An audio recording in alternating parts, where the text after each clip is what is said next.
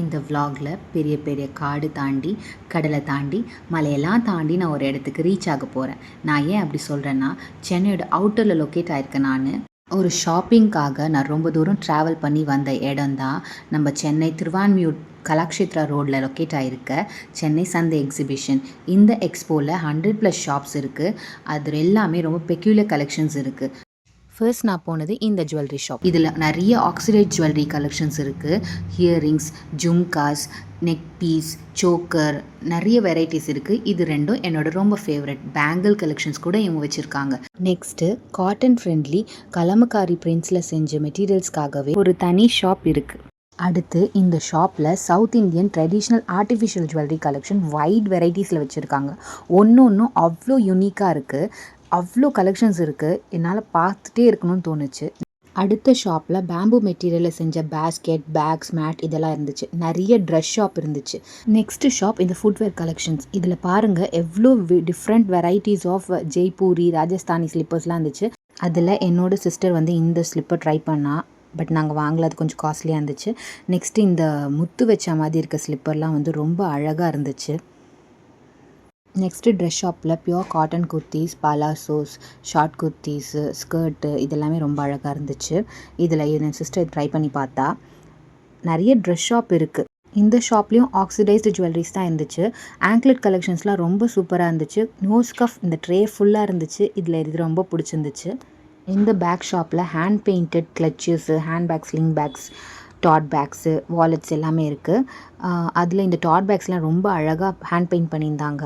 இந்த பேக் ஷாப்பில் pure Ajrakh and ikat material செஞ்ச பேக் வெரைட்டிஸ் இருந்துச்சு. இதில் எங்கள் அம்மாவுக்கு பர்ஸ் வாங்கலான்னு நாங்கள் இருந்தோம். அந்த ஷாப்பில் இருந்தவங்க என்ன சொன்னாங்கன்னா, இது வந்து வாஷபிள், ஸோ மெனி இயர்ஸ் நம்மக்கிட்ட அப்படியே இருக்கும்னு சொன்னாங்க.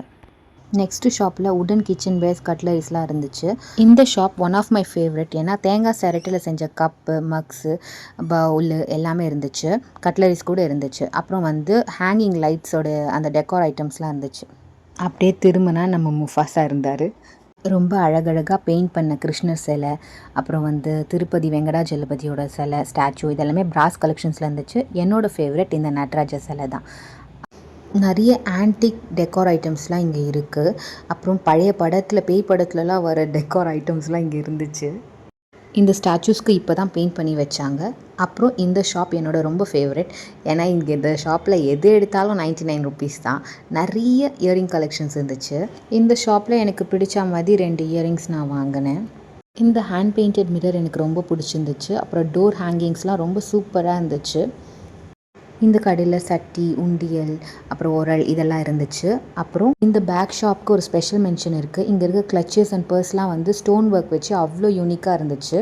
ஃபங்க்ஷன் அண்ட் பார்ட்டிஸ்க்கெல்லாம் யூஸ் பண்ணதுக்கு ஒரு பர்ஃபெக்ட் சாய்ஸ்ன்னு நான் சொல்லுவேன். நெக்ஸ்ட்டு ஷாப்பில் பீங்கால செஞ்ச ஜாடி, அந்த ஃப்ளவர் வாஷ், அப்புறம் அந்த செராமிக் பிளேட்ஸு, அப்புறம் அந்த துளசி மாடம் இதெல்லாம் வந்து ரொம்ப டீட்டெயில்டு பெயிண்டிங்கில் அழகாக இருந்துச்சு.